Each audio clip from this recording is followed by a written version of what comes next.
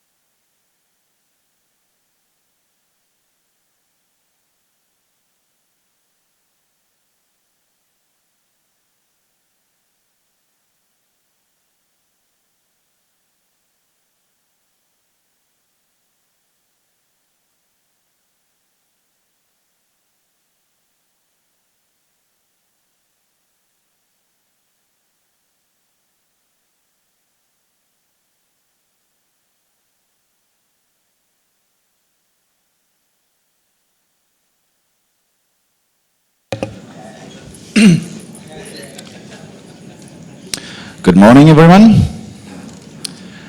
Sorry for the late start, but we heard there was a bit of traffic at the breakfast this morning.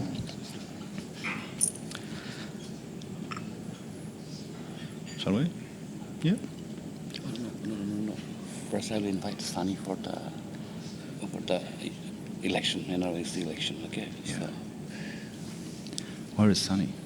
Oh. You want to start with the election?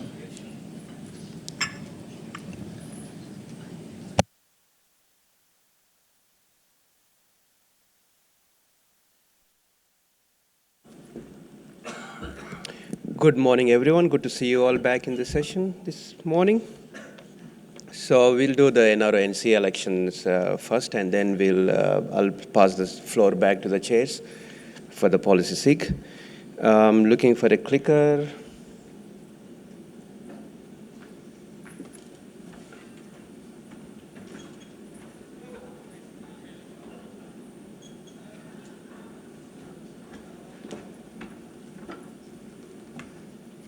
So these are the NRO NC elections for 2019 at APNIC48.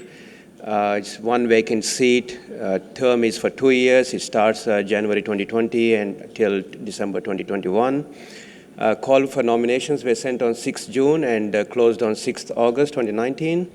Online and on-site voting were made available, and you can see the elections, more details about the elections at the URL there. Online voting was open for APNIC members only. The voting was done between 27th of August and 10th of September, UTC +7. That means the time zone is actually APNIC48 conference time zone, not Brisbane time zone. And today we will have on-site voting. Each registered APNIC48 attendee is entitled to 1 vote. You can collect it from the outside of this room, the ballot paper. As announced by the election chair, the elections will start. So once I finish my presentation, I will invite the election chair to do his formalities. And I lost my screen here, so I need to look at that one. The ballot box will be placed at the voting desk right after in front of this stair. I can't see this one with the flowers. This room, and the election results will be announced on-site as well in the AMM session. So I really can't see the slide because of this one, and I need to focus. So this is how the ballot paper will look like, and it will list all the nominees that we received, and it's your choice. Declaration of results will be announced at 3:20 p.m. in the AMM. And the election chair will disclose notice of any disputes or resolutions from this community. Disclosure of any communication from the election scrutineers regarding any news. So when the election scrutineers count the ballots, if they have any discrepancies, they will inform the election chair. The declaration of results will be tallied and presented to this forum by the election chair. Dr. Bhumendra is appointed by the APNIC as the election chair, and my colleagues George Koo and Connie Chen as election officers, and Vita Laksano and Zen election tellers, and we have RAR colleagues assisting with the scrutineers, that's Leslie and Marco. All these are appointed by the APNIC, but the scrutineers are appointed by the election chair. Notice of disputes. If you have any disputes, you must lodge it 1 hour before the elections are declared. Notices of lodgement of nominees and members through their authorized voting representative. What that means is every member have a authorized representative to take part in the elections, and any disputes should come from that contact point. The election chair will resolve the disputes at his own discretion. So I'd like to invite now Dr. Bhumendra to the stage to go through his formalities and invite the candidates for a short speech. I lost the screen. No. Please go. Yeah.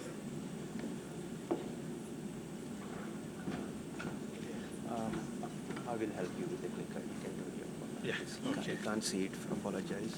You can see it over there if you can. Yes. Okay.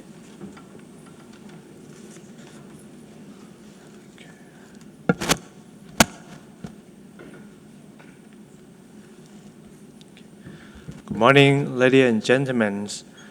First of all, I would like to introduce myself. My name is Bumin Budin. I am a Vice President of Thammasat University, and also I am a Vice Dean of a Faculty of Law in the same university. And I work sometimes with the Council of State of Thailand and with some part of our government. So frankly, I don't know anyone here. I am honored to serve as the election chair of the NRO NC Elections today. I'm going to invite the nominees up to share their visions with you and introduce themselves to you. After that, I will open the ballot box and show you that there is nothing inside the ballot box. Then George, Gao, and I will take the box outside to the voting desk, and that is where the voting will start. In the order of the 9 nominations received, I would like to introduce the nominees to you. The first nominee is Asadu Laman Sagar, and he is unable to attend. He has not provided a statement, but you can read his profile on the APNIC Elections nominees webpage. The second nominee is Aftab Siddiq. I would like to invite him to come to the mic to make a brief statement. Yes, please.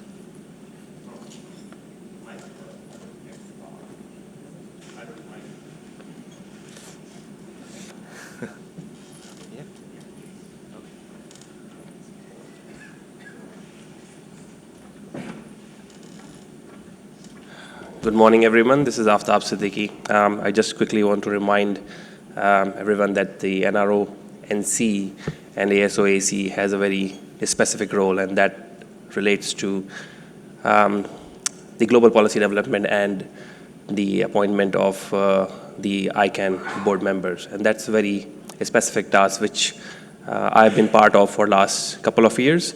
And currently I'm the chair of the ASO-AC, NRO NC. And I would like to do that for, and I've been representing this community for a few years, and I think I have got a great support from your side.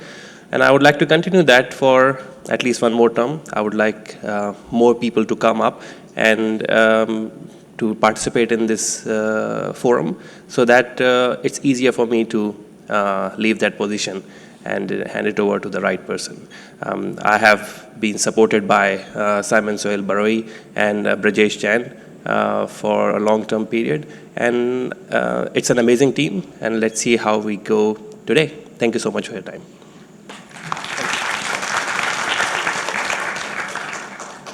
Thank you, Aftab. The third nominee is Dr. N. Sattha Puvanetwan. I would like to invite her to come to the mic to make a brief statement, please.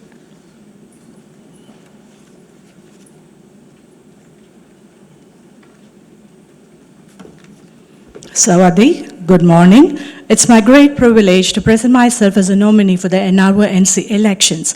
I'm Dr. N. Sudha Bhuvaneshwari, representing the academia and a gold medalist and university rank holder with specialization in networking. I'm currently working as professor and project consultant for various universities around the world. Have participated and contributed towards APNIC and other IG communities as well. I have also served as a PC chair and fellowship committee. I hereby commit to represent the Asia-Pacific community and to work and represent the NRO NC as per APNIC process guidelines. With my passion towards community development, research, and policy making, and to represent diversity, I commit to contribute my time and energy to work as required by the NRO NC towards building consensus within APNIC and Global Internet Committee. I stand here to seek your support and guidance. Kamkun, Thank you. Thank you. The fourth nominee is Asif Rashid Da, and he is unable to attend. He has not provided a statement, but you can read his profile on the APNIC website. The fifth nominee is Hasnin Wafik, and he is unable to come. He has provided a statement to be read on his behalf.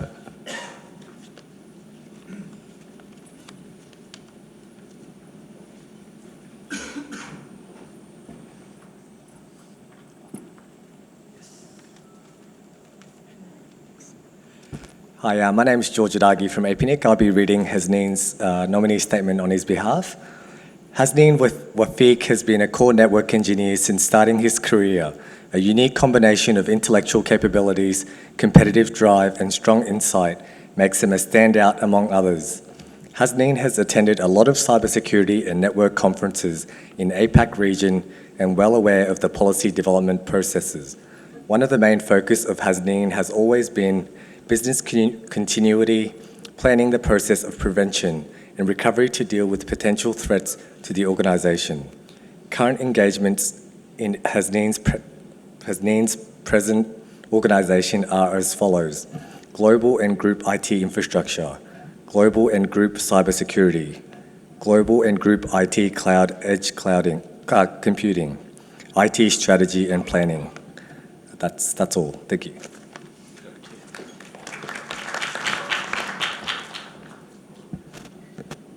The sixth nominee is Rajesh Ramachandran, and he is unable to attend. He has not provided a statement, but you can read his profile on the APNIC website. The seventh nominee is Mubashir Shahzad, and he is unable to attend. He has not provided a statement, but you can read his profile on the APNIC website. The eighth nominee is Matsala Udin, and he is unable to attend. He has not provided a statement, but you can read his profile on the APNIC website.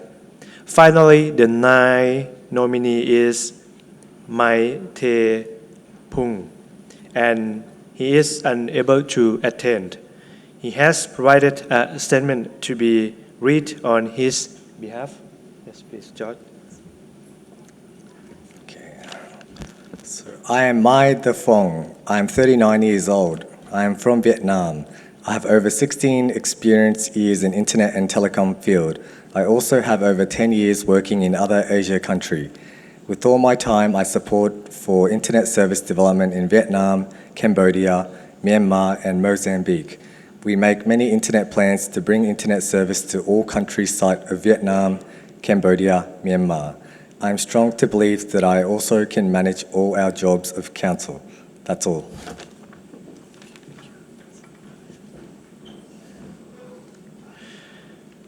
We will move on to the next stage, and that is the opening of the ballot box to show that it is empty.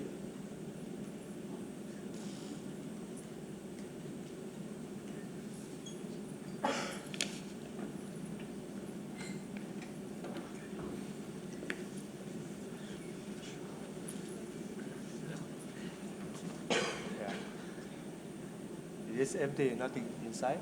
Okay.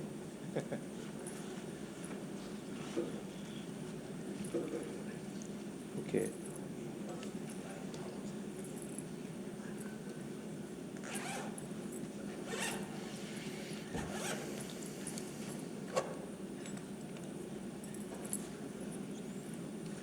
Okay, George and I will take this box to the voting desk just outside the conference hall.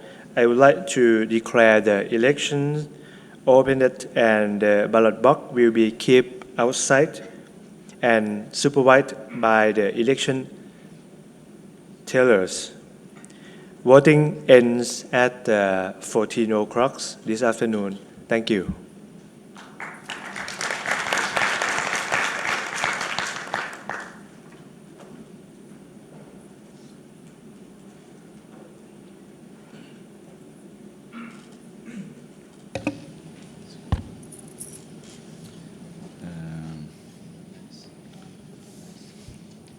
Shall we wait for the slide to be on?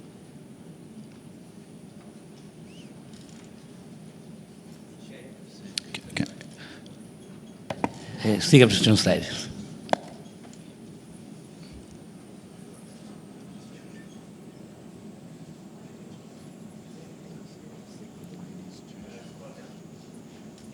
Yeah. Just waiting for the slide.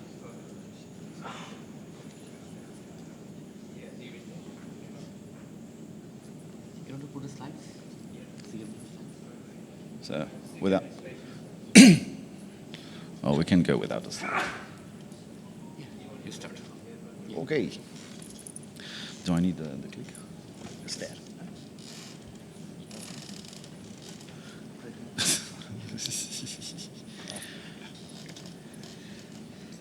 Go there as actually the podium. Yeah?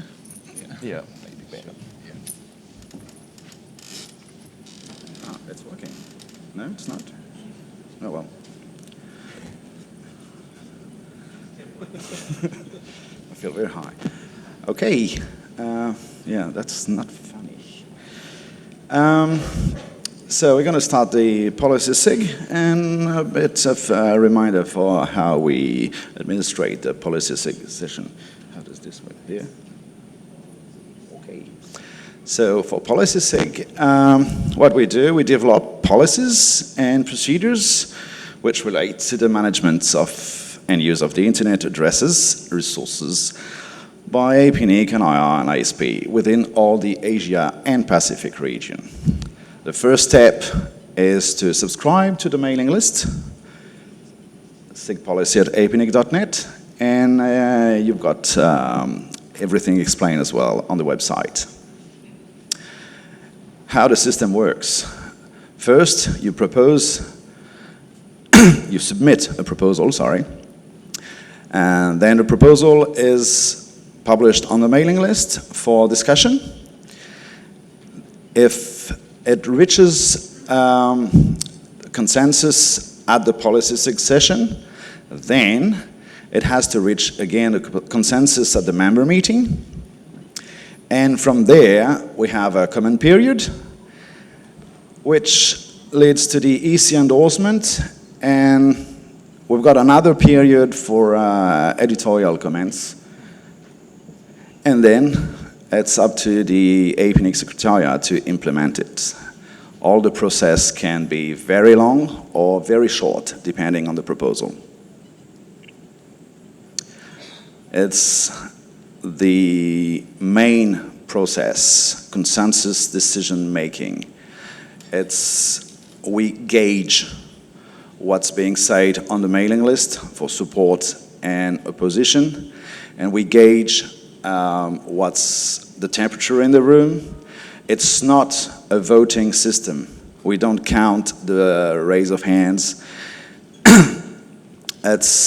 We are 3 people dealing with it, and we always talk amongst each other to make sure that we did gauge the same system. So if you object to proposal, you've got 2 options. It's just you oppose it, or you strongly oppose it. If you strongly oppose it, we'll ask you to come up to the mic and explain why you don't want this proposal to go on. And we've got a neutral position for people who don't care, who don't understand, who it doesn't matter to them if the proposal passes or not. And then we've got support, or strong support, because you think it's very important for this proposal to pass through because it's a huge advantage for the community, for example. We've got a code of conduct, and it's on the APNIC website for you to read. So we've got a lot of tools to determine the consensus in the room or on the mailing list, and you can participate remotely during this session. You can chat, and you can use Confer.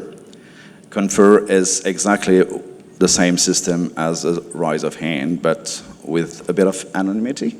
Just a little bit, because you have to be registered, so we know who you are and where you're from and how you vote.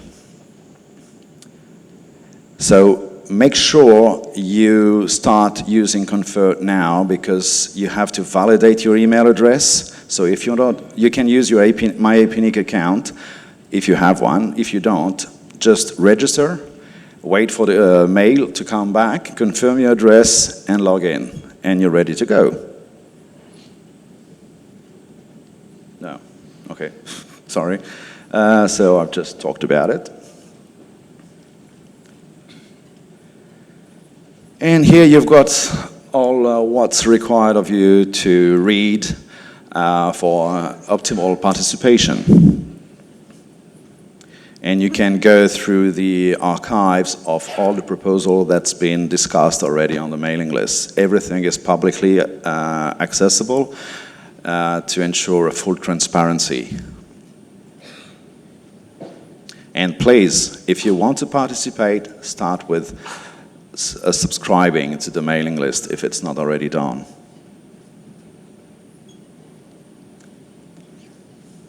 So that's another slide about Confer, which I've already talked about. And we'll try to improve it every time. So if you've got concern about how Confer works, or if you have a brilliant idea to improve the system, please step up and talk.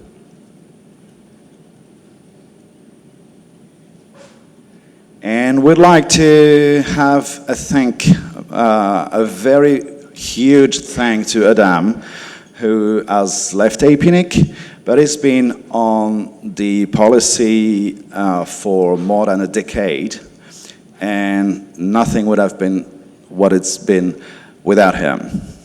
So please, a round of applause for Adam.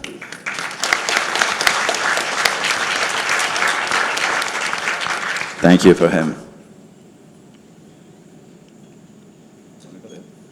So now I leave the mic to the Policy SIG Chair.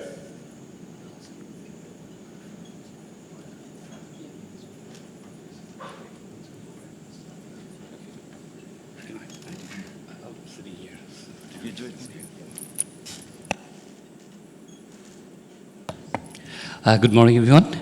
Before moving to the discussion, I just want to remind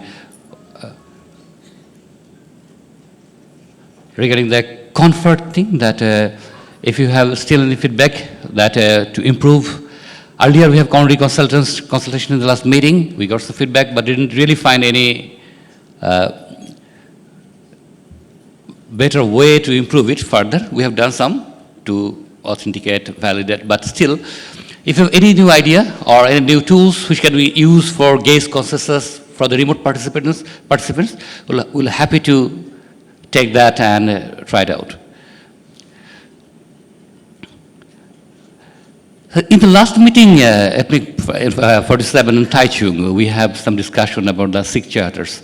There are views that some people think that we're only discussing about the number resource management in the policy SIG. Some people feel that we also discuss some other related issues like reverse DNS, RPKI, or even whiz database. So we felt that we should, is there an opportunity to update the policy charter or the name of the policy SIG even?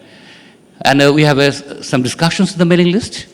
And if you read the current SIG Charter that develop policies and procedures which relate to the management and use of internet address resources by APNIC, NIR, and ISPs within the Asia-Pacific region.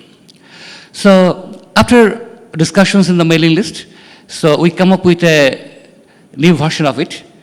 The policy SIG Charter is to develop policies which relate to the, this is what we proposed in the mailing list. The policy SIG Charter is to develop policies which relate to the management and use of internet address resources by APNIC, NIR, and ISPs within the Asia-Pacific region. This includes policies for resource allocation, recovery and transfer, and for resource restoration within WHIS, reverse DNS, RPKI, and related services. We posted to the mailing list, and we got a number of constructive feedbacks. Considering, taking into account those feedbacks, we just come up with the new version here, that the policy SIG Charter is to develop policies which relates to the management and use of internet resources within the Asia-Pacific region. This includes policies for resource allocation, recovery and transfer, and for resource registration within which diverse DNS, APNIC48, and related services. So this is the present proposal feedback. So if you, now I want to open the mic now. If you make any comments that we can adopt the new SIG Charter, or if any comments, feedback, we'd like to hear that from you. Jody. Hi, I just realized that looking at the big letters now that I think we should remove address. Instead of internet address resources, just internet resources, because otherwise ASNs are excluded. They are not addresses or numbers, but internet resources, I think it's more generic, just in case. Okay. Because it may be protocols or port numbers or things like that, so internet resources. Thank you. Mr. Badesh. Thank you very much. Good morning to all. This is Brajesh Jain. Before I ask, my first query was that last time we discussed that between confer and the presence, if there is a difference opinion, how you are going to address, if you could please tell us that. Second part is, just to respond to Jordi, instead of making it very generic internet resources, we should say internet addresses and ASN numbers to be more specific. Thank you. Thank you. To answer your question about that confer, that in fact we didn't get any objection to use of confer. Rather, we expected some suggestions for improvement. We didn't got that much. So chairs decided to continue the present confer as it is. No, I have no objection. Just wanted in case there is a difference between the confer and on-site, how you will sort of. You know, it's not a voting process actually. We look at the mailing list, how people are talking about it. We taking into account in the open mic what members are talking about. Then the consensus came, and if there is an objection in the serious objection, either in the confer system or in the on-site participants, it's not a consensus. So, but yes, if there is a chance, the discussion came in because there is a situation where we found that some people are trying to abuse confer. So we want to fix that so that we can get real views from the participant, whether he is at present, here in the room, or participating remotely. Thank you. Thank you. Yes, Kenny? Kenny Huang, APNIC Executive Council member, and speaking on my personal capacity. Regarding to how we reach the consensus, actually, it's still quite vague to most of the participants. Although we have mentioned some, how can we conclude a consensus, but still pretty vague. Is it going to have a well-defined document to specifically mention how we reach the consensus from community point of view?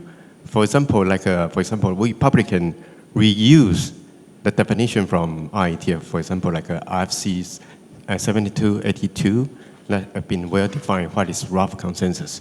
And so we can reuse some document, or we define our document by ourselves.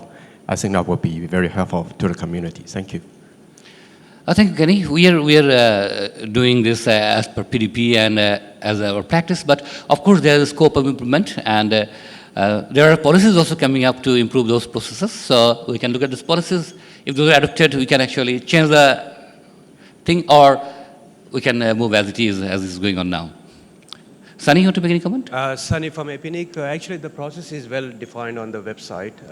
Sorry, I can't display from my laptop, but it is there. It says, I can read it from here, the APNIC consensus process. And it's clearly defined in stepwise. But if anything is unclear in that document, of course, we can happy to improve that one. Right. Thank you. So any more comments on SIG Charter improvement? Any comments from the remote participants?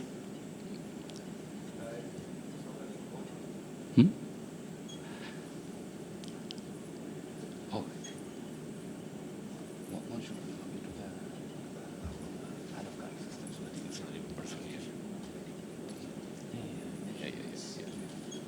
Okay.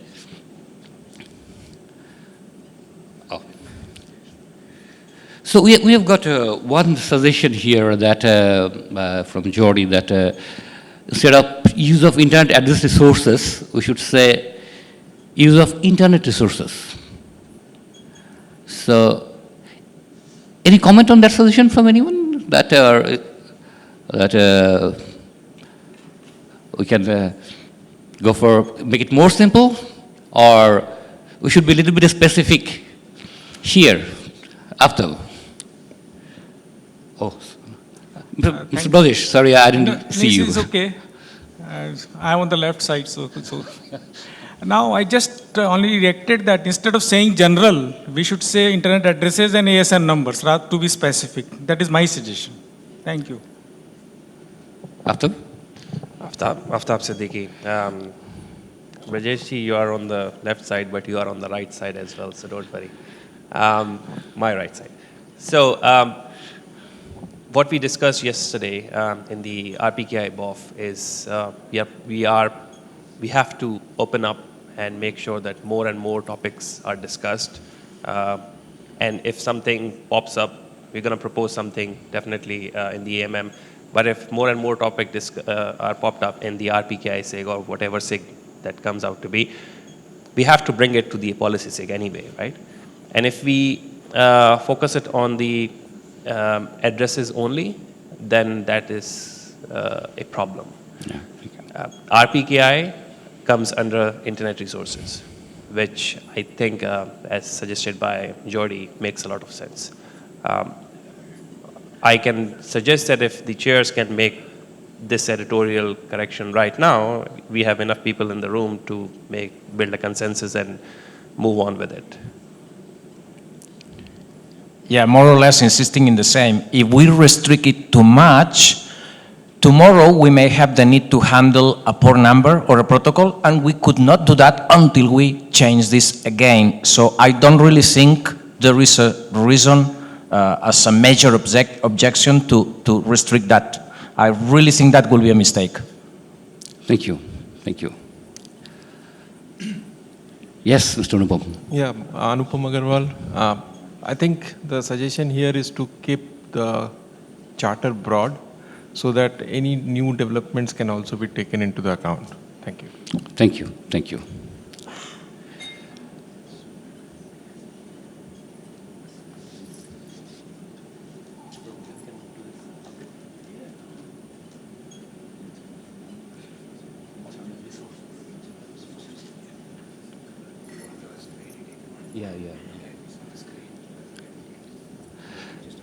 Yeah.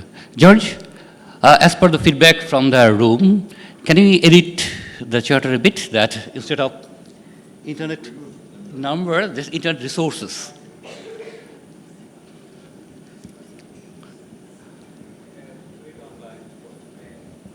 Yeah.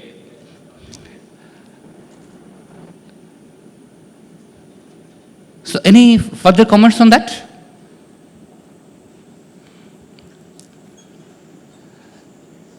So chairs also feels the idea of that making it broad and open so that anything new comes in, we can actually adopt that. And also address the concern of Mr. Brajesh Jain that taking account of the ACE number is not written there. So let's not be more specific, a little bit more broader so that we can add anything new comes in also into the policy discussion without changing the charter.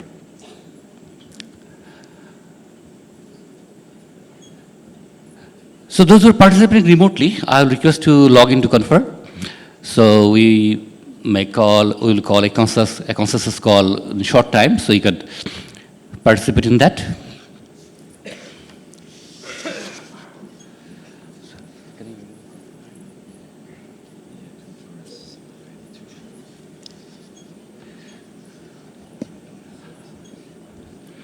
So the proposed SIG Charter is now looks like this, that the policy SIG Charter is to develop policies which relate to the management and use of internet resources within the Asia-Pacific region.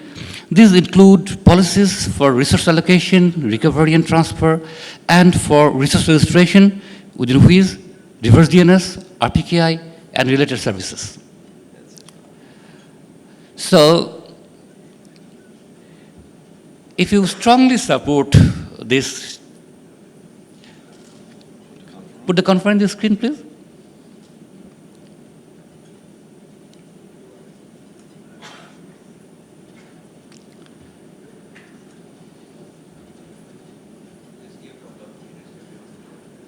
Okay. We're waiting for a few minutes just to allow the remote participants to join in the confer.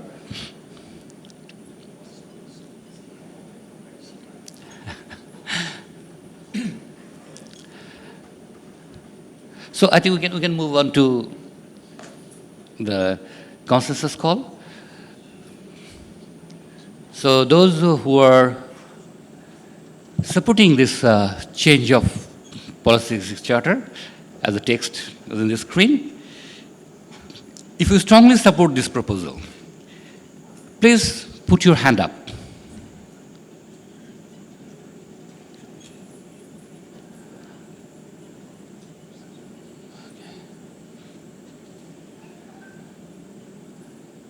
Thank you very much. Thank you very much. You can put your hands down.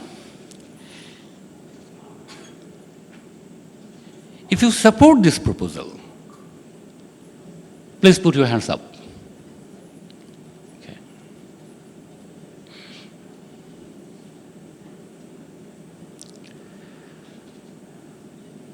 Thank you very much. Thank you very much. If you're neutral about this proposal, you can put your hands up now. Okay. Okay. Thank you. Thank you very much. If you're anyone opposing this proposal, please put your hand up.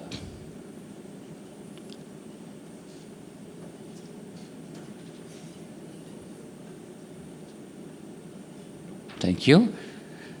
If you strongly oppose the proposal, please put your hand up. Mr. Jain, can you please forward to mic?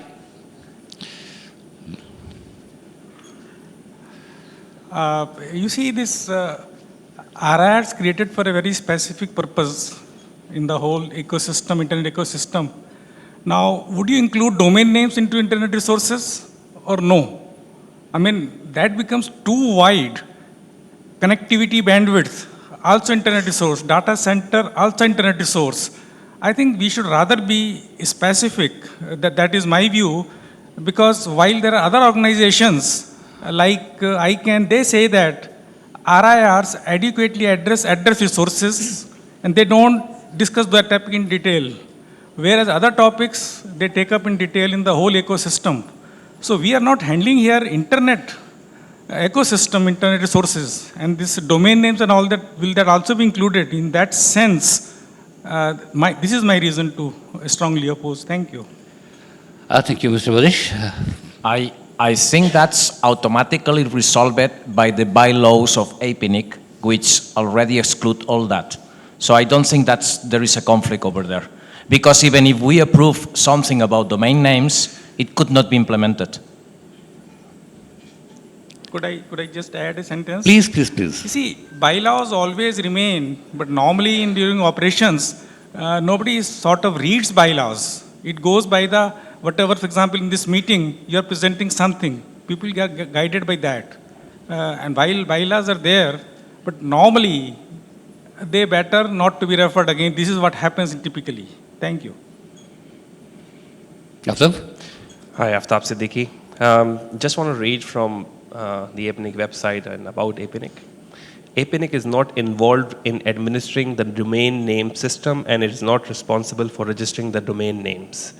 That is part of the bylaws. That clarifies the concern. So it clarifies your question that, I mean, and if you go in the in detail, yes, it specifically says that it is manage internet number resources. I agree with your point, but if you go further, it says it will manage RPKI and whois services as well, and the reverse DNS allocation. So that's part of the APNIC services, which comes under the internet number resource management. What we are trying to say is, if you put the numbers keyword in it, it may end up, we are aware of this, right? But we are not here forever. So somebody will come back in a couple of years, say, well, only talk about the numbers. So anything which is the internet resource which comes under APNIC authority should be discussed in the policy SIG. That's the only point we are trying to address. I agree with your point that numbers is what the remit of APNIC, but there are some certain services which support this number management. So let's keep it that way. That's the only reason why we are trying to make it internet resources rather than internet number resources. I hope that helps. But it clearly defines that APNIC cannot and will never ever do anything related to domain names.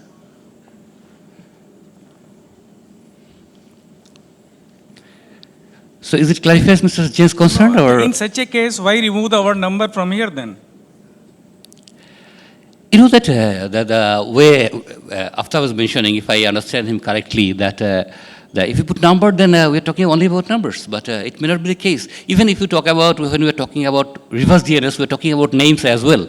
So, but it doesn't mean if you put it internet resources, we are registering names and dealing with DNS servers? Probably no. So that understanding we have, and that's clearly defined. So I don't know whether it satisfies your concern. No, thank you. But see, if the understanding is very clear, why fix which is not broken? Thank you. Anyway, thank you. Craig? Okay, perhaps I can assist. Craig Ng, APNIC General Counsel. So the fact that you discuss a broad variety of issues within the policy SIG, I think that's totally fine, because you could have different rooms talking about different things. But remember that policy proposals, for it to be implemented, ultimately will need the endorsement of the APNIC Executive Council. So that's where the safeguard is. So you could talk about the sky falling down, and that could go all the way and reach consensus and get all the way to the APNIC EC. But because the sky falling down is not part of APNIC bylaw and restrictions, it will not be implemented or endorsed. So that's where the safeguard is. But I do feel that you could have a room that talk about a wide variety of issues, and it's really for you guys to restrain yourself within things that you think can be implemented under the APNIC bylaws. I hope that helps. Right. Thank you, Craig.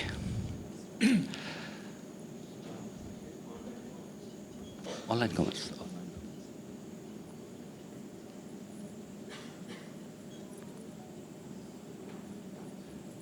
Chair, can you read out?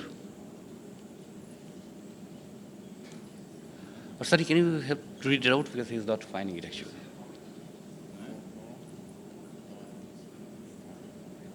Yeah.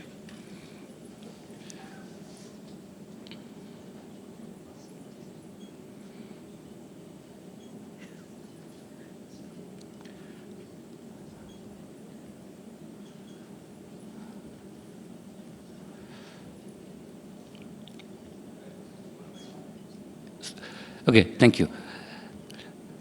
So we are in the consensus call. So we got all feedback in all 3 years. We got a strong opposition from Mr. Brajesh Jain.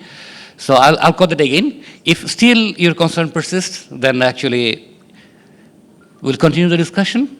Otherwise, we'll accept the SIG Charter. So I'll call that again, that if anyone is strongly opposing the proposal to update the SIG Charter,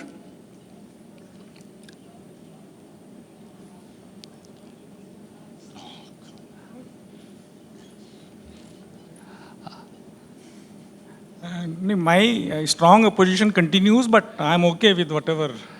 No. If there's objection, then actually we should count it, and we will continue discussion. Maybe we'll discuss again in the mailing list, or. But I suppose that if whole majority and everybody wants to consider it, I mean, where is the question of that? I mean, I only given my view. Thank you. The proposed one. Oh, yes. And I'd like to add that while I strongly oppose, but just 1% or 2% should not be able to derail anything, actually. Thank you. No, if there's a strong opposition, that means that something really affecting even a small member, we should take it into the consideration. So anyway, after we want to comment something? Yeah, I mean, just want to clarify, Aftab Siddiqui. And one more thing, we all, when come to the mic, say our name so that it is very clear for the stenographer who is doing an amazing job right now. So, Aftab Siddiqui, Rajeshji, every strong opposition should be resolved. It's not about one person and two person. If we all agree on something and one person doesn't, so something there is probably a lack of understanding or something else. So we need to sort that out. If you just read this statement, the bottom line, it actually says the resources registration within who is reverse DNS, RPKI, and related services. You think that covers under numbers? No, yes, in a way, yes. But the primary remains number. But in any case, to get the discussion move forward, I probably would like to convert my strong opposition to neutral, seeing the mood of the House. Thank you. Thank you very much. Yeah, Mr. Parhar. I am Parhar from ISPI New Delhi. What I would like to say in this is that whenever any rules, bylaws, regulations, whenever they are made and whenever they are included in a running document, like Craig just mentioned, you know, what can be done here in this case is where you write internet resources, put a star mark and put a note down below to say read in conjunction with the concerned bylaw. And that's it. I think that should solve the problem. Thank you. Thank you. Grab? A bit of a Gaurav here, a bit of a history, courtesy our colleagues. I think the reason the text was there in the old charter, if you want to put that slide back on, I think there is a matter of consistency and what was inherited from the RFCs that define the RIRs. The RIRs are, you know, pretty much defined as handling number resources. The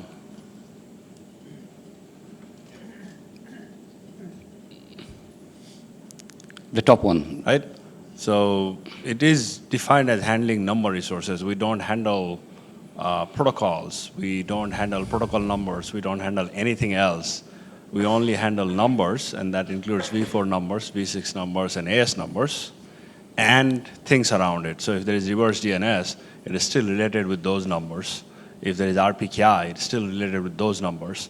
And I think, from what I understand, all the RIRs actually use the term internet number resources. I don't know if other RIR members would want to comment on that. So I think there was a historical, Yeah, NRO, Number Resource Organization, right? So it's like we are a numbers organization. So I think, you know, I'm kind of, either way, I think we have sane enough people that we'll probably not start discussing connectivity in a policy SIG. But for being to the point, and given that we don't want to waste the time of policy SIG either, it might help to be a little bit more specific. So the number resources might be, the address resources definitely does not address AS numbers. But number resources might be a kind of compromise that, you know, would work and be consistent with all the other RIRs as well. Any of our RIR colleagues want to comment?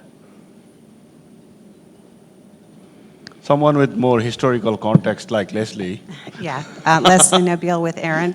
I would second what Garb said. All of the RIRs use the terminology internet number resources. RIRs are specifically tasked with handling number resources, and that is what we're known for. So it is very specific, and it would be consistent with the other RIRs.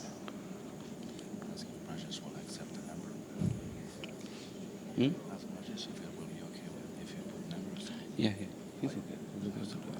Aftab Siddiqui. I mean, we are not changing the charter of APNIC. We are not changing the remit of the APNIC. It is just for the sake of policy sake, right? That's what we discussed in last event in APRICOT, that the charter is not wider enough to bring topics which are important to the community. It is just for the sake of discussion As Craig explained, if the sky is falling down, I would like to discuss it in policy SIG because it's very important, but it's not going to fly, right? So even everybody agrees, like the whole room agrees that yes, the sky is falling down and APNIC has to do something. APNIC will come back and say, well, sorry, I cannot do anything about it. So it's just for the sake of opening up the discussion, that's it. So if somebody next 5 years reading the charter and saying, oh, I cannot discuss this topic because this is related to only this purpose only. But APNIC actually dictates what's it remit in the about APNIC and on several other places. If you go to an NRO, it explicitly says what they remit. So I agree, I mean, it's numbers, but there are related services which you can bring. Actually, the counterpoint there is in APNIC, we only discuss address policy in the policy SIG, because there are other SIGs where we discuss all sorts of other things, right? So with this change, it might be that we don't need any other SIG, because you can discuss everything in the policy SIG, right? So I think that is where the boundaries are probably important, because there's nothing stopping us from discussing any topic in APNIC meetings. Like we have cooperation SIG, we have NIR SIG, we have a bunch of other SIGs. There's a SIG in the proposal as well. Gaurav, can you come to the mic? We're missing you. Okay, sorry. So we have a bunch of other SIGs. So the thing is, unlike at RIPE, where the different working groups can come up with their own policies, here we only do policies in the policy SIG. And whether we want to expand that and say everything under the sun comes into the policy SIG, or we want to still focus on talking about policies that actually gets, through the consensus process. And that is, as I said, do we really want all of that in the policy SIG? If you're not going to create a policy, if the sky is falling down, then you can come set up a session about sky is falling down, boff. Right? And continue talking about it. Gaurav, I think probably we need more discussion on that. It seems like that. So let's not, we cannot discuss this for a long time because there are other policies that are waiting. Yes. So I want to take these two last comments to gentlemen there, and probably we'll forward it to mailing list again for discussion. Maybe we'll decide it on the next meeting. Aftab Siddiqui again. Just, I agree with your point. We can move it to the mailing list, but just we have good attendance here. If we can have a show of hand on numbers and internet resources versus, so that we know what community is thinking. I mean, community heard both opinions. Yeah, that makes sense. That makes sense. Yeah. Sorry, this is Cam's one of the EC. So I think what I've tapped concern, I think this is some cashier is what we're talking is about, like related and related services. I think that's something that covered that even this is like close to not exactly IP address. I think the wording here is saying that things related to the numbers then we can discuss in the policy. And the other thing is if you really want to talk any topics, I think there's an APNIC talk mailing list. If you join that, then you can also have generate some other discussion that out of the scope here.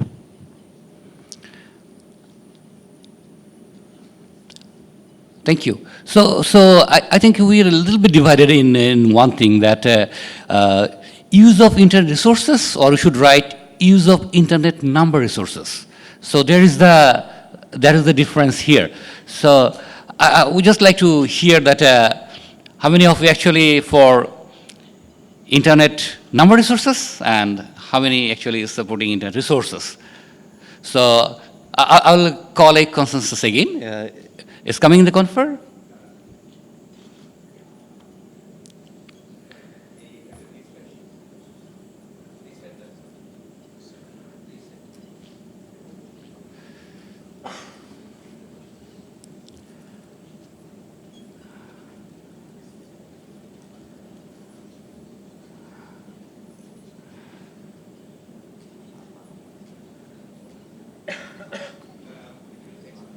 It'll take some time.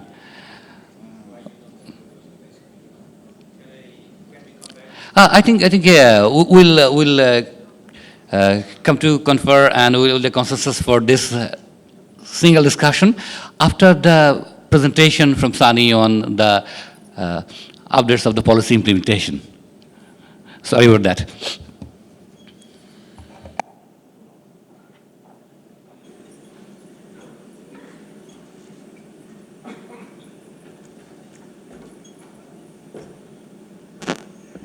I think we are running way over the time, so I'll make it really quick. Can I get the slides here? No? Okay. I won't waste any more time. So we implemented 4 proposals. 2 were implemented on 9th of May and the other 2 on 2nd of July. Prop 125, 127, 9th of May, Prop 128 and 129 on 2nd of July. I'll go more into detail. Proposals that reach consensus at APNIC46. One is Prop 125, validation of abuse mailbox and other IRT emails. Now, I'm not going to read the text for the lack of time here. Basically, it is, we split that into 2 phases. Phase 1 is ongoing, and Phase 2 will start in December 2019. Phase 1, we are contacting our direct members to update their IRT objects, and Phase 2 will be we'll contacting the members' customers who are registered in our database. This is the process that as explained in the proposal, and we are implementing little bit changes, but we didn't have any issues in implementing this proposal. Basically, what it means is a human being has to check the email and validate that their contact is valid, and they can read the emails that comes through that mailbox and respond to them. As of 2019, we actually started to do it in batches. If we start emailing everyone in the WHOIS database, all the contacts in the WHOIS database, that might choke our email system, and also that might create unbearable time for our services colleagues to actually contact those bounce messages. So we are doing in group-wise, and we have issued 351 email validation requests and 192 requests confirmed, and 54.7% validation rate at this stage of that from that 351 emails that we sent out, and 296 members requested. So if there's any bounces, then we are actually handling manually those bounces, and we will be contacting them through other channels. And then we will reissue this process every 6 months. We continue this process. The proposals that reached consensus at APNIC47, thanks for fixing the screen, is change of maximum delegation size from 103/8, the last /8 pool, to a /23. This actually implemented, and there was an interim arrangement made at the conference by the EC, and that interim arrangement was lifted when we actually officially implemented this and announced to the community. The other one is Prop 128, multi-moving not required for ASN. As you can see, the eligibility criteria changed. Now the eligibility criteria is either the network is multi-homed or has the internet connect with other AES numbers. So if you qualify these 2 criteria or one of these criteria, you can come and request an AES number from APNIC. Prop 129, abolish waiting list for unmet IPv6 request. We implemented this one, and we have sent reminders to the members waiting on the list, as well as we made a blog post and also made an announcement through APNIC announcement channels. Now, there is no waiting list. As of this implementation, the waiting list was abolished. We still have IPv4 addresses. If anyone requires IPv4 addresses, you can still come and get it from APNIC. And when we run out of all those IPv4 addresses, as per the proposal, we will create a waiting list for those members who still wish to receive IPv4 address from APNIC. But this only applies to the new members, not the existing members. And that's about it. Any questions or comments, or any further clarifications required? If no, thank you very much.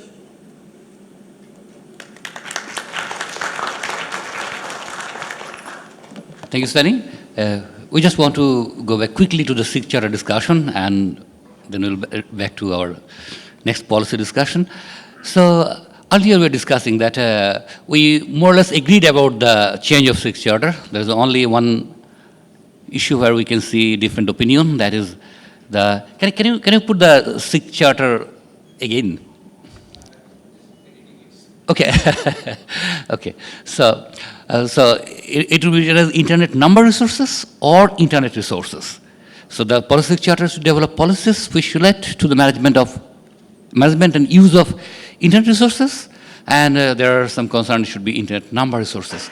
So I just both actually doesn't have not making any significant difference as per the discussion in the meeting, but still, let's see which one get more support actually, so that we can go with that at this moment.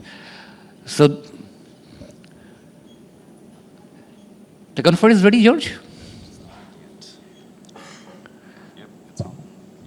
Yeah. So those who are supporting internet number resources, please raise your hand. Number resources, I'm telling again. Number resources, so you can see some support about number resources. Oh, like good support for number resources actually. Okay. Thank you, thank you, thank you.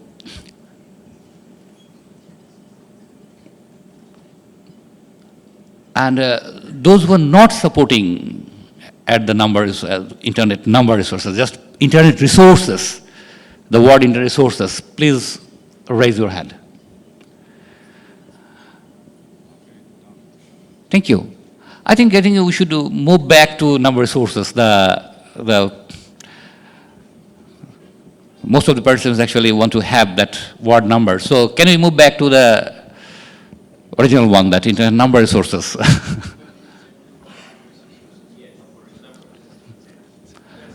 Oh, address resource and number resource. Okay, yeah, fine. I'm mistaking. Okay. So I think it addresses all the concerns, and probably I don't need to go to conference call again. We already get the pass of the room.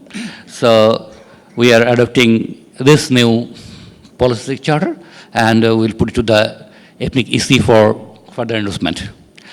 Thank you very much. Thank you very much for your time. So let's move to the next policy discussion. It's not policy discussion, I should say it's the informational presentation by Jody, resource hijacking in an APNIC policy violation. But we're running out of time, Jody, so we have to decide another policy, and we have only 15 minutes time at this moment. Be quick. If I can have the slides here, otherwise I don't think I can read them. No?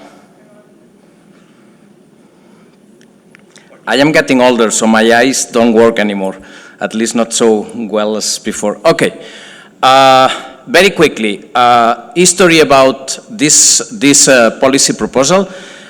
Here we are making an informal presentation. You will understand why at the end of this presentation. This has been submitted in all the registries.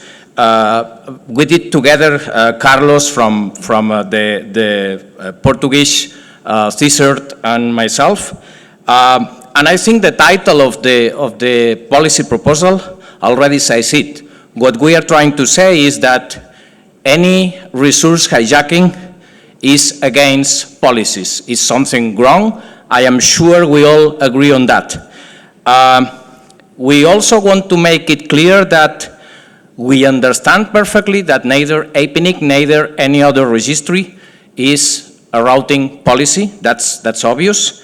And we also want to make clear that this policy is not a matter of routing, it's a matter of respecting the rights of every APNIC member, okay? So again, we are not the policy, we are not trying to manage routing, but we want to make sure that the rights of the members are respected. And this is something obvious in any membership organization. You cannot, under the scope of the membership, do something wrong against other members. I am sure everyone here agree on that. We are not contemplating in the policy proposal operational mistakes. We all make mistakes, so that's fine. But of course, if somebody is doing mistakes today, tomorrow, every hour, that's suspicious and we need to investigate that, or at least help them to resolve the mistakes, right? So what we mean here is that if someone is doing a mistake once or even on purpose once is not a problem. The problem is when this is a continued behavior. We agree that things like manners, RPKI are good, but we believe they are not sufficient. So very quickly, because we are running already really late, this is the idea, the global idea of the timing of what we are proposing. What we are proposing is that a victim of a hijack can report it, and then the parties are notified. If there is missing information, then we go into the orange line, which means it's dismissed. We don't continue with the investigation. Otherwise, we have experts from the community. It's not APNIC itself. It's people elected by the membership to review the data and investigate. The experts may say this is not on purpose, it's not a valid case to be investigated, so again, it's dismissed. Then we have a conclusion report. Then we may have objections from the one that created the problem. We have also publication for open consultation, and then we have also an appeal process. Only if it's ratified, and only if APNIC see that this is a continuous hijacking or a continuous policy violation from the same party, then it can take actions. This is exactly the same as what happens with any other policy violation. APNIC can say, this member is not behaving, we close the account. Okay, so that's nothing different from the other policies. That's, in very short, the procedure. I think the picture and my explanation clarify it. I am not going to read the problem statement. You have, I guess the slides have been published in the website already, so you can read that. But again, the idea is to make sure that we behave following our own policies. Having policies and not following them and doing nothing is nothing good, right? It's something we should correct. And in fact, in other policies, if somebody is misbehaving, we have ways to address that. Open question.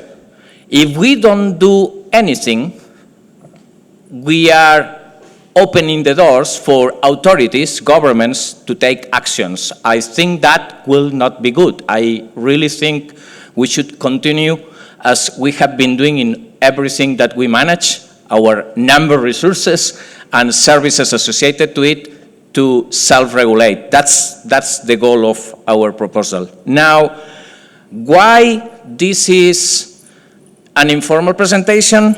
Because at the end of July, we submitted officially the policy proposal, and after a few days, in August 9, we got the response that I copied with the permission of the chairs in the screen. That was an email sent by them. And of course, my complaint somehow here is that I believe this is in a scope. In other registries, it's in a scope. In 18, for example, it has been determined that it's not in a scope, but at least we had kind of appeal process, which in the case of 18 is called a petition process, to be able to ask openly the community if they support it. And actually the community supported it, but then the 18 board decided not to support it. But at least the community has a way to say something. And this is one of the things that in fact, I have another policy proposal, which is not related at all to this, because it was sent 1 year ago already, saying we need to have a way to discuss if we believe that the chairs have made a wrong decision. And I am sure the chairs did that in very good faith. I have no doubt on this. But again, looking at our charter, it is clear that this will be in a scope.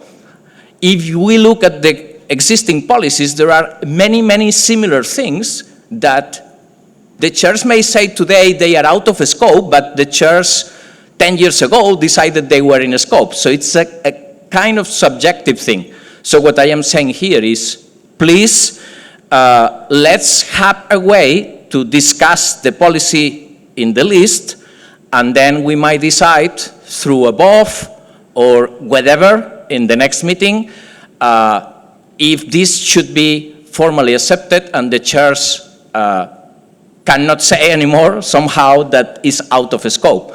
I think that that will be fine for the chairs if the community accept that. We just need to look the way to find the correct forum for discussing this. Thank you. Thank you, Jody. I just like to make one or two single comment about this proposal. Actually, that it is submitted and it's not. We have no time to go through the proposals. In fact, if you talk about the resource hijacking only, and it's definitely part of the policy charter. We can discuss on that. But if we look at go through the whole proposal, chairs thought that we are actually crossing the limit of the SIG Charter. And the proposal, the way it is written, there is no conclusive outcome actually, how to, and what we are achieving. So altogether, we mentioned that these are important topics we should be discussing. So we've been invited to share your views and thoughts and here in policy. And if you come up with a proposal that really we can discuss here and accept, we'll be happy to discuss it in the further meetings. Thank you very much. Thank you. So we should move to our next agenda, and Jody, stay here. Yeah. I'll request Burton to continue with that proposal discussion.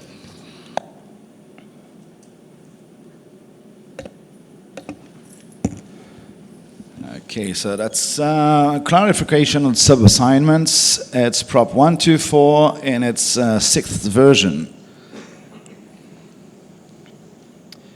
Where is this? Oops. Move on? Oh, okay. As you can see, this version 6 of this policy proposal, I think I have been running this for maybe 1.5 years, more or less. I provided different versions, not just because the inputs here in meetings and some inputs in the mailing list, but also because I presented this policy proposal in all the regions, and actually it has been supported already and is implemented in every region, okay, with slightly differences, of course, but more or less the same goal. So I think the main reason in the previous meeting it was not accepted or didn't reach a consensus was because there was some confusion, maybe because my text, about if this affects the ISPs, the LIRs, okay? So I wanted to make sure to clarify this during the presentation and also in the text, and explain that this policy, if accepted, is going to be related only to end users that get direct assignments from APNIC or the direct assignments from APNIC for ISPs, for LIRs, that they get only for their own infrastructure. So it's not affecting your allocation if you are an ISP. If you are an ISP, you get an allocation that is on purpose, so you sub-assign it or you assign it to your customers, okay? So that's very important to differentiate so you don't get the wrong impression about this. So I tried to make, let's say, a more clear problem statement, because some people were saying that what I had in the policy submission is not clear enough. So I make some questions, and actually during this week I have been chatting with several people to try to get this screen here, okay? So when I ask people if they believe that the actual reading from the existing policy about what is part of your infrastructure and what is not, some people told me, okay, in the case of a point-to-point link, if the CP is from the operator, then it's part of the infrastructure. But if the CP is replaced by the customer, it's not. Okay, so that's a very easy way to understand why our text today is not clear enough. If we have VPN connections, definitively is to the computer of an external user, which is not part of the ISP infrastructure. So it's another example that the current wording is not good enough. If you have bring your own device users, which may be visitors, employees, students of a university, they may have a single, for example, cellular phone or tablet or laptop, but maybe they bring a server or they bring a smartphone that is able to run virtual machines. So maybe it's not just a single address. In the case of IPv6, it can be a complete /64. So again, those are extreme cases, but there is actually one new RFC, okay, a couple of years ago, but this is still not very well known, which allowed this. It was made on purpose for this.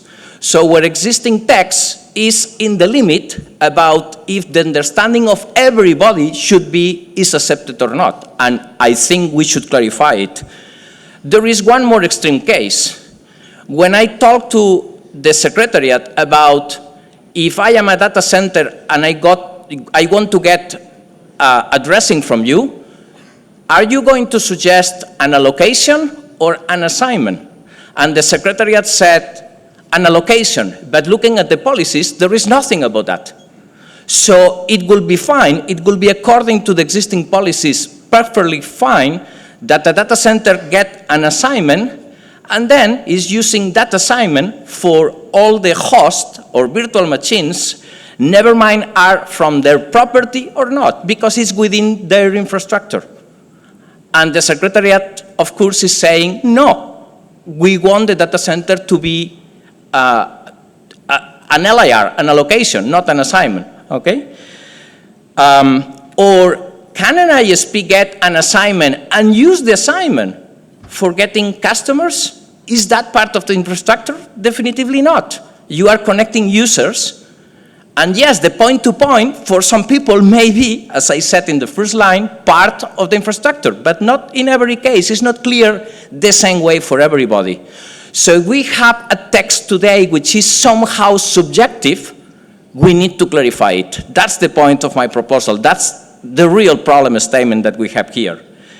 What happens in IPv4, and originally my policy proposal was a very IPv6 driven text, so I decided to remove the IPv6 word from the title. That's the main change, or one of the main changes from the previous version. In IPv4, most of the time we don't see this. Why? Because in IPv4, most of the time, everybody using NAT, so you are not using public addresses for customers. Okay, so that's fine. But it may happen. You may have a good pool of IPv4 addresses, and you don't want to run NAT, and then you assign public addresses. This is still happening today. So clearly, this is not the case in IPv6, because in IPv6, we don't have NAT, and we always use global, or we should use global addresses in IPv6. So that's why today this is not so much visible. So clearly, the objective of this policy is to address one specific section in the policy manual, which is 2.2.3, definition of assignment addresses, and just to go straight to the change, I already mentioned this before. This is the change. In your screen you have, in the screen you have in your left the actual text, and in the right the change, and I put in red color the key changes, okay? The rest is just editorial. So the idea is, today we have assigned address space is address space that is delegated to an LIR or end user for a specific use within the internet infrastructure they operate.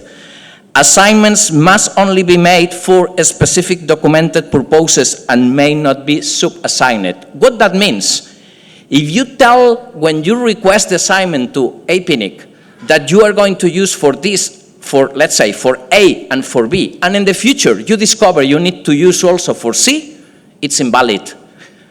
It's where the way we have defined it today. I think it's more clear if we have an open definition that fixes it for all the possible cases. So my proposal is to change this to Assigned address space is address space that is delegated to an LIR or end user for exclusive use within the infrastructure they operate, so it's the same we have today, as well as for interconnection purposes. So this covers very well all the cases such as point-to-points, VPNs, and so on. And then the address space assigned is only for use by the original holder of site assignment, as well for third-party devices, as long as they are operating within the original holder infrastructure. So that means that if a university is providing a hotspot service for students, visitors, whatever, it's fine, because it's within their infrastructure. However, subassignments to third parties outside site infrastructure, for example, using subassignments for ISP customers, building an ISP out of an assignment is wrong. Building a data center out of an assignment is wrong. That's basically the proposal. Advantages, clearly, is fixing the subjective possible interpretations of the existing text and making sure this match the real situation that we have in our policy understanding and the market. I don't see any disadvantages. This is not breaking anything. It's just a clarification that really address anyone reading the text to make sure that they have the same understanding as their colleagues from the competitor or from the secretariat, etc. It consequently don't have any impact on resource holders. And I think that's it, and I am going to keep in the slide the change in case there are any questions. Thank you. Thank you, Jordi, for your presentation. Any comments from the floor? Aftab.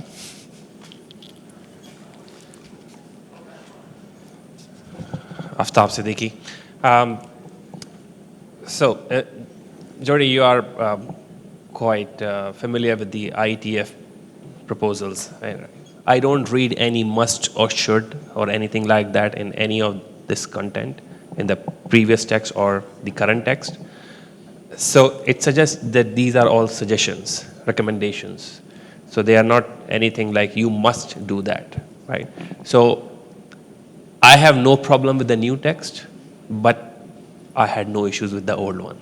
So I'm kind of neutral with this, but if you think that it's going to solve something, I'm absolutely fine with it. But it's like, I'm just saying, these are only recommendations and suggestions by APNIC. It's not something that you must do.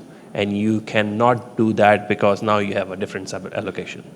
So, the problem after is that if somebody is going to the policy manual actually and checking, can I build an ISP or a data center out of an assignment? It's fine. It looks fine. But if you ask the secretariat, it's not. So I think it's important to fix that. So both parts have the same reading. Thank you. Rajesh. Brajesh Jain. Thank you, Jordi, for continuing to sustain your effort on internet number resources. Thank you. Thank you. Okay. I fully support this, that assignment as we give to the customers or whatever, there should be with a clear indication that this is for the infrastructure. And the example you gave, that university or hotspot is still within its infrastructure, even though there are users using it. And I support it. Thank you. Thank you very much. Actually, I must say that some of the changes I included is because your comments in the last meeting. So thank you very much. Thank you. Parhar from ISPI. Yes, I agree with the proposals, suggested proposals given by Jordi.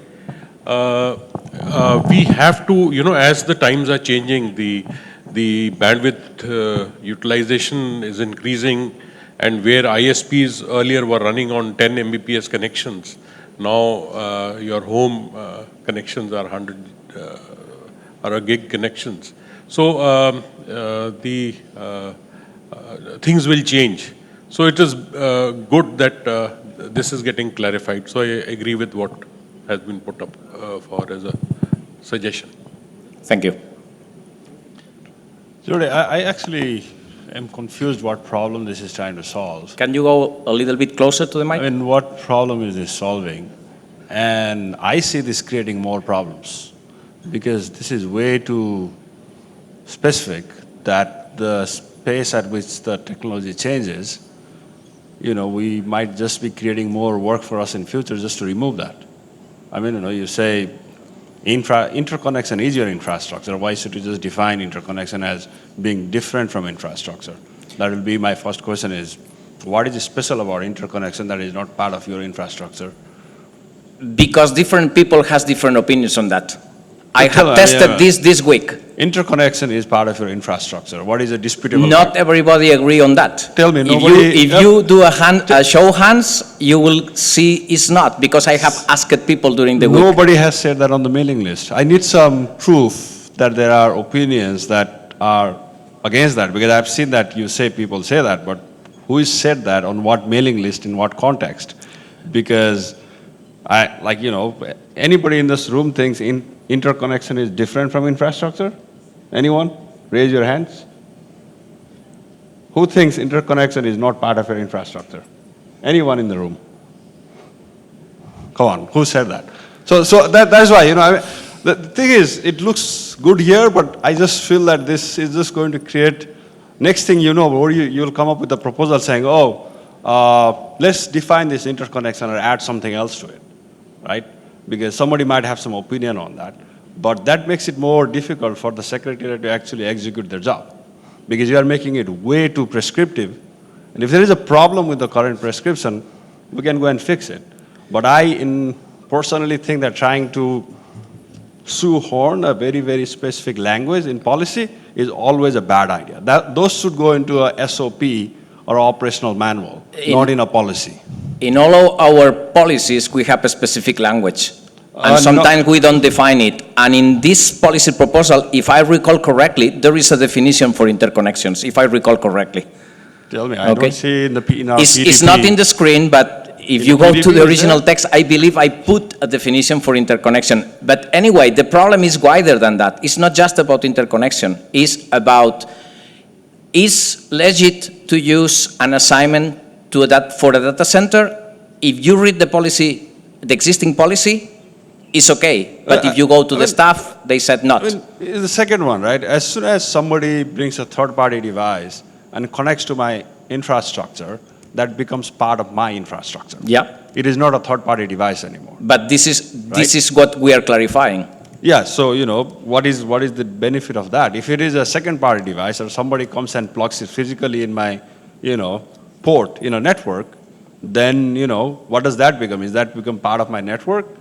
Because it's physically connected to me? This is no longer a third-party device. As soon as you connect to a network, you get a wireless connection. If it is open, then you are saying that, hey, anybody can connect to my infrastructure. You become my infrastructure, you become my customer, you access the network. If you don't allow it, then you say there is a password to connect to my infrastructure, and by that, you are basically saying, you are connecting to my infrastructure, you become my customer, right? So this whole trying to, be very specific. I don't know is there a SOP in the Secretariat that is stopping it? Sanjay or Sunny or George, someone? I mean, again, is this something you have told Yodi that Secretariat does that? Or you said the Secretariat is screaming, I want to hear a counter argument from the Secretariat. I think you are actually supporting. No, you say it's clear in the policy text. I am clarifying further. No, you are. So why not? No. I think, as I said, the language itself, it looks benign. What I'm worried about is this basically starts making it so tight that you keep on having to add this, and the policy then becomes very, very, difficult to interpret, right? That is, I mean, the language itself is, as after I've said earlier and others have said is, I think it's okay, but how much clarity do you need, or the Secretariat needs, before they can make a proper judgment in assigning address space? It's not just for the Secretariat, it's actually more for the communities, so they have the same reading as the Secretariat and not a possible different one. So, but then if you say that, then people will say that, hey, if it is not for interconnection, I can't use this address space. So that actually leaves less space for interpretation than what you have here. Again, you know, as it is, I say I don't disagree with the text as you've written it. You know, that I don't have a problem with that, but I just You feel basically like, think it don't add value. yeah, it don't add value and it actually makes I life think more otherwise, difficult. but we disagree. We can agree that we disagree. Thank you. Please. Yeah. Good morning, I'm Sudha Bhuvneshwari. I just saw your advantages, which was very generic. Can you be more specific on the advantage, like how the end user gets advantage using this particular policy? Because it was very generic advantage which you have stated. Can you be more specific? I don't think it's good to go into specific examples in the policy text. That's what you are meaning? That we should put examples in the policy No, text? I don't want examples. Can you be more specific on how it could be more advantageous? Like as Gaurav was telling, the infrastructure, when you get into the infrastructure, you become a part of the infrastructure. So how it's going to help? Because if you give the existing text to different people, they have different views on it. In fact, when I asked the Secretariat for a specific example, some of them, for example, like data centers, they said, no, data center is not in the current scope, but the existing policy text says, don't say that, okay? Okay. So I am trying to have a text which is not changing the behavior, but clarifying it. Okay, thank you. Thank you. Sanjay? Sanjay from APNIC. As far as the Secretariat is concerned in evaluating the request, we have no problem so far. So we don't really need this. But if the community actually needs more clarification so they're clearer in submitting the request, then that's fine. I mean, we got no objection about this proposal, but we don't need this, but it's okay. I think that's Secretariat's position. Thank you very much, Sanjaya. That's actually my point, that I know you are interpreting the existing text in the right way, but clarification is good so the community can read the same. Okay. Hi, we've just got yes, please. A remote participant comment here from Liam Stevens. This is to AFTAB from before. AFTAB, the original text does state assignments must only be made for specific documented purposes. Yeah, that was one of my points. If it's only a specific documented purpose and in the future you need something different, you cannot use it. So that's part of the broken thing. Okay, that's going to be the Anyway, last that should comment. be the last comment. Yeah, Aftab Siddiqui, I mean, because I just heard that statement. I mean, it's for the documented purpose. Interconnection is defined in our policy document very well. So I don't see that as a problem, and must to the defined policies, everything is clarified in the policy document. So if that is the criteria, then I absolutely do not support this. For me, it's just scope creeping. And that means that if you present a documentation and then you do a different usage, you cannot do it. That's the point. Okay, Jody, you have to step back and try to understand one thing. Why do we do policy? We do for two reasons. One, there is a problem with the Secretariat, and Secretariat is seeking support and help to fix that problem. And number two is there's a problem in the community which community is trying to address. Secretariat has clarified there is no problem, which they need help in. And we heard it from the community, there is actually no problem to fix it. Text doesn't help me, but doesn't make my life difficult as well. If you're trying to address something for someone, I have no idea who that person is. But it doesn't make my network operations any simpler or difficult. It's going to work like this. It is just a recommendation. It is anything I'm not doing under this policy, APNIC has no right to revoke my resources. If Secretariat has a problem, they have to come up and say that there is a problem, we need to address it, and Secretariat has clarified there is no problem. Thank you. Thank you, Aftab. We don't have much time. We're already running out of time, actually, so we want to be quick. But I just like to read out a few comments from the mailing list, what we have received so far. That from Japan Open Policy Forum steering team, they have written that many participants expressed a neutral for the proposal with reasons that the problem in the current policy is something fake. Javed Khan written, I do not support this proposal. Intention is good, but no one is really concerned, nor can verify this in practice. I think the current policy text is good. Wayne DeLong commented, I think the current text isn't really a problem because the reasonable people apply a reasonable interpretation of intent rather than the literal meaning. The proposal being literal meaning more in line with well understood intent. While I don't believe that there is an actual problem to solve here, I do think the proposal provides greater clarity in the language and therefore support it. So these are the comments from the mailing list. You can go for consensus now. Yep. So I will now make the consensus call. If you bring a confer online, please.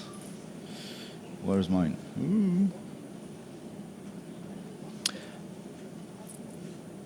Okay, so who strongly oppose this proposal? Please raise your hand. One. Okay. Yeah, well, I'll put it the other way. Well, it doesn't matter. It works the same. Who oppose this proposal? Two.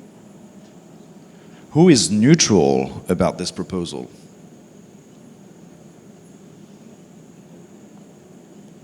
Okay.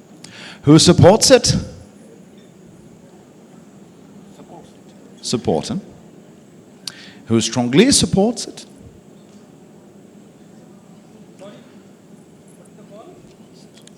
Strongly Who strongly support this proposal. Thank you very much.